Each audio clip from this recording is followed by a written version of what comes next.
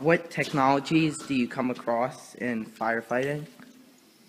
The technologies that we come across in firefighting are in several versions. One is it's our firefighting gear, how the technology is enhanced in our gear in terms of keeping us safer. So in a sense, it's gotten much better in terms of our protection, but it's also so good that we have to be careful how far we go into fires because we can actually get hurt. So the technology is so much better to keep us safe, but we also then have to make the safety adjustment to make sure that we don't get ourselves too far in trouble where then our gear actually fails us. But the technology in our gear is enhanced tremendously. The other thing is the computers on the trucks now. We have computers on the trucks for when the 911 calls and things come in, and or actually looking at the road or looking at the call per se on the computer. And then there's going to be a point in time where we actually can answer the call and or stop the call or tell us that we're responding on the call off the computer. Then the other enhancement that we have for technology is a thermal imaging camera, which firefighter Matt Jones has in his hand. And basically the thermal imaging camera does several things. Once we pull it out of the truck and we go into somebody's house, it actually can show and look through the smoke and all the hot spots and actually help us, assist us finding where the fire is actually located when we can't see. That point, that green dot right there, wherever you aim that at, is going to tell you the temperature of whatever you're aiming at. Now, if you go to a light fixture up there, you're going to see that register right around 90 to 100, okay? And a fire will be much hotter. A standard body temp is 96, and we can actually see a silhouette of someone. So if we step back, you can step back and look, you can actually see heat signatures, and if Meals will go back over there and you can actually see the person in it if So this you is see pitch my black. hand right there? Then you can see me. So basically we can leave a handprint and actually will heat sink it, and then you'll see the heat from my hand on the wall. So you Yep. should see that image right there. Right there. That's it. Yeah. So, What dangers do you encounter? Every time that siren goes off is a potential danger, whether it's us responding to a call or it's actually answering the call, whether it's a fire alarm or things of that nature, depending upon what it is. Whether it's, a house fire, which is one of the dangerous things that we could get ourselves involved with, there's always the danger of getting hurt, not doing something properly, or even dying because something happened tragically, like a collapse in the house, a basement fall out from underneath us on the floor, and we fall actually into the basement, which those things have happened. Stairwells sometimes will burn out, and as we're crawling around things, and 1 minute we were one place, next minute we turn around, look back, and it's not there anymore. So there's a lot of risks and a lot of dangers when we respond to something like that. Then you have other dangers that you respond to a vehicle accident or make a rescue where we're trying to help somebody that's trapped, but then we also have the risk of ourselves of making sure we don't get hurt as we're trying to remove the car from the person with tools and things. And we have to wear all of our protective gear because we could run a risk of getting injured using a tool. A piece of glass could hit us. The tool may not operate right. So these are just some of the tools that we would use in a house fire per se versus a vehicle. In terms of, so there's axes, there's pry bars, there's bolt cutters, sledgehammers, just to do our job when we're working inside a house fire per se. And then if we're doing a rescue of some sort, in the rescue truck, which is we call it the squad. In the squad, we have all different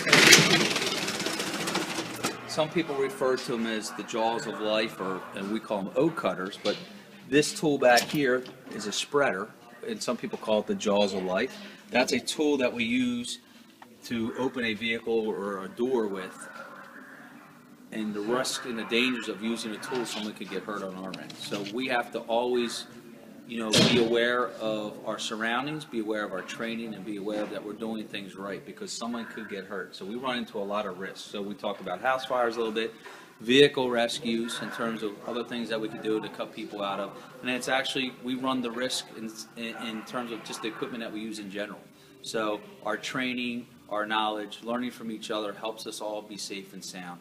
And the biggest danger of all is, nobody ever wants to lose a life, period. And that's a danger that's just in your mind going, that potentially could happen. But as firefighters, even police officers, or even EMS people, we do what we do, and we understand that death could happen.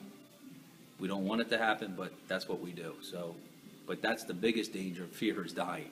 You know, nobody wants to die, whether you're rescuing somebody else or yourself. But that's the biggest danger that all firefighters, police officers having, is that potentially you could lose your life doing this type of work. But we all go, if we do it safe, we use our heads, we use our training, we use our knowledge, and we do things effectively in terms of those processes, we all come out. When you hear to protect and serve, what comes to mind? I would say it's a family, girlfriend, and then also, you know, protecting our mission. So, and as I said before, the mission is life, property, and environment. So, I mean, that's what we serve, you know. And the biggest part, I think, to protect is to the community, is we have to educate the community to protect them. So if we don't educate, you know, community people on the firefighter side, or, you know, give advice at fire prevention weeks and stuff, that it's all part of the protection, to protect the community in terms of educating what's good for their in their homes and be aware of things. And the serve part is just, as, you know, Firefighter Jones mentioned, it's, you know, we're volunteers, and we give back to our community in terms of what we do, and to serve our community in a different way that most people don't in terms of getting paid for that job.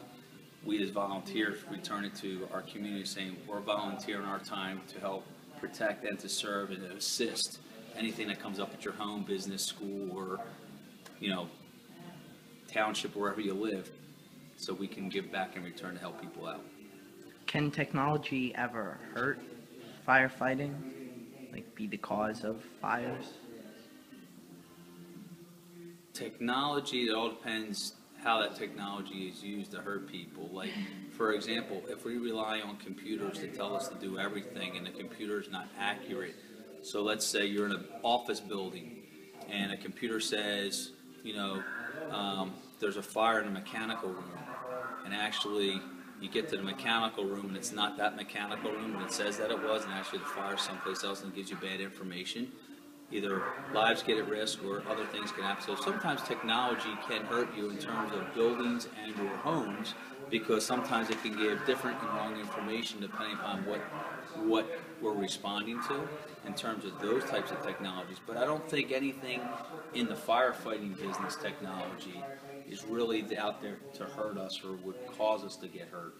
I think Not to hurt, no, to help. it's really to help. They're really, you know, for our end, for technologies to help in enhancing, do a better job and be safe. Sometimes technology, though, on other people's fronts, like I said, whether it's a building automated system or something, that can either send mixed signals or give bad information, which could drive somebody to get hurt because it may not be giving the right information. What does it feel like to save a life or to rescue someone? You got any feelings on that one? Feelings on, I mean, see, I never had a save. I've only lost a couple people that I know, so, and losing them was the hardest thing. You're there to train. It was a medical thing, you know, it was an accident, so, but as in, for life saving, I felt like I was trying to save their lives. And I used everything by my means to do that, and it came down to the hospital. Are there any new technologies in development? Always in the fire service, there's always new technologies in it. For example, fire trucks, even some of the equipment we showed you today, they're always changing and always making things better. So for example, some of the fire trucks have all these computers in it that will tell you flow rates and things as we're pumping water. And before it used to be little gauges and things, and now today there's actually computers there telling you all these things. And actually the computers run the truck in terms of, you know, how much power it's putting out, when the pump's engaged in pumping water. It's all this computer talking. So if something doesn't work right in the truck, something will start to shut down. So the biggest thing that we see, especially with the trucks, it draws a lot of electric when we're on a job. So we have big scene lights on, you know, generators running. We have all this power, and if the computer sees something that's not right, it will start to shut things down for safety reasons. So That's a really good thing, because in the past, sometimes all those mechanisms weren't built in, and then someone could get hurt if something went wrong. So technology's always in this fire equipment, whether it's hoses, whether it's, turnout gear, whether it's the trucks themselves that we purchase and buy. The technology's always getting better, so we can do a more effective and safer job as we move forward in the business. So that's what I have for you today, but thank you so much. It's been a great help, and it's really awakened me to some of the ways technology has played a role in firefighting. So thank you. Not a problem, our pleasure.